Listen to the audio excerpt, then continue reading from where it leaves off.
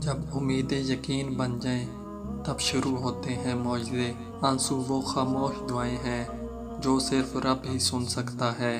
پتہ ہے جب اللہ کی مرضی ہوتی ہے نا تو پھر کسی کی بھی نہیں چلتی، اور جب وہ تمہاری دعاؤں پر راضی ہو جاتا ہے تو وہ یہ نہیں دیکھتا کہ دنیا اس پر مطمئن ہے یا نہیں، اور نہ اس کو اس بات سے کوئی فرق پڑتا ہے کہ اس دعا کی قبولیت میں کتنی رکاوٹیں ہیں۔